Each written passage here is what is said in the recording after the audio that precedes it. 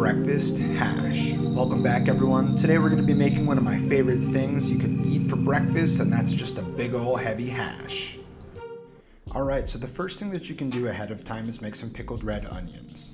Just start by cutting the onion in half, cutting off the end pieces and taking the outer layer off of the onion, and then just thinly slicing this direction. Put it in a jar while we mix up our brine. In a separate bowl, add half a cup of vinegar, a tablespoon of sugar, and a teaspoon and a half of salt, and whisk together until dissolved. Then just pour it over your onions, and there you have it, pickled red onion. Wait at least an hour before you use these, but they'll stay good in the fridge for weeks. Moving on to the base of our hash, some Yukon gold potatoes. Start by cutting in half and then cutting in half again.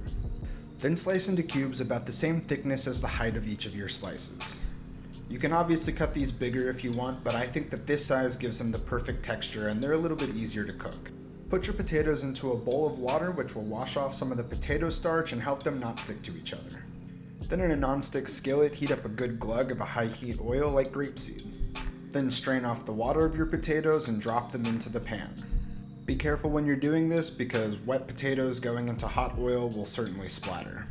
Season with kosher salt and give it a little toss to make sure all the potatoes get coated with oil.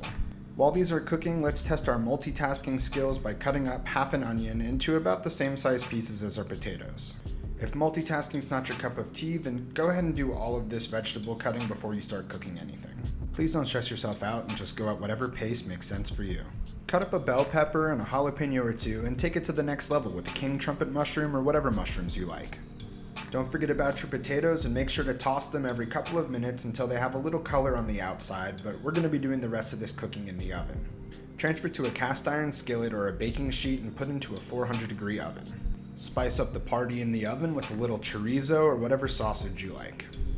Back to the multitasking, let's go ahead and start cooking the rest of our vegetables. Starting with our onions, I like to add the vegetables in waves with a little pinch of salt each time, which will maximize our flavor. Next on the veggie train is our peppers, followed by our mushrooms.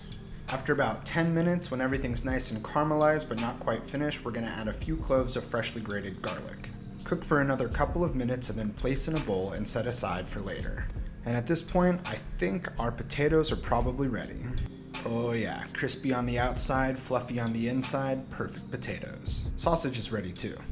Alright, gotta make a quick sauce. For our Chipotle lime crema, we're gonna add the juice of 1 lime and a tablespoon of Chipotle to half a cup of sour cream. Just mix until homogeneous and feel free to leave out the Chipotle if you don't like it spicy. And finally, it's time to assemble. Slice up your sausage and scatter around on top of the potatoes, and then evenly distribute all of your vegetables.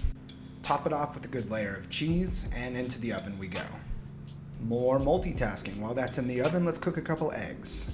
You can bake these into your hash if you want, but I find it easier to get that perfect over-easy egg by cooking them in a pan. Pull your hash out of the oven and admire your perfectly melted cheese. Top it with your over-easy eggs. Don't forget your skillet's super hot. Add some slices of avocado. Thinly slice some scallions and cilantro and scatter that around the top. Next, add your pickled red onions. And to top it all off, the Chipotle lime crema. I mean, I did say this hash was going to be epic, right? Was this time consuming? Yeah. But was it well worth it? Even more yes. Oh my god, look at that yolk.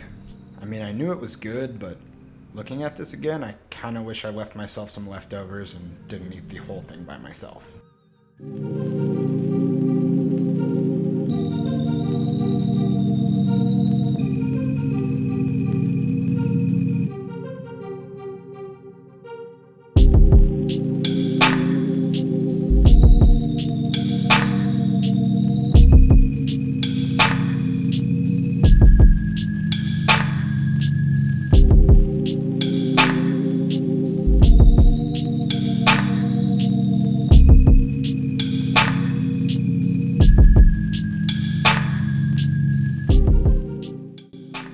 Alright everyone, thanks for watching. I hope you learned something. Please try this out. I promise it's not as hard as it looks, and it's so worth it. You're never going to get better at cooking if you don't try, so give it a try and I'll see you next time.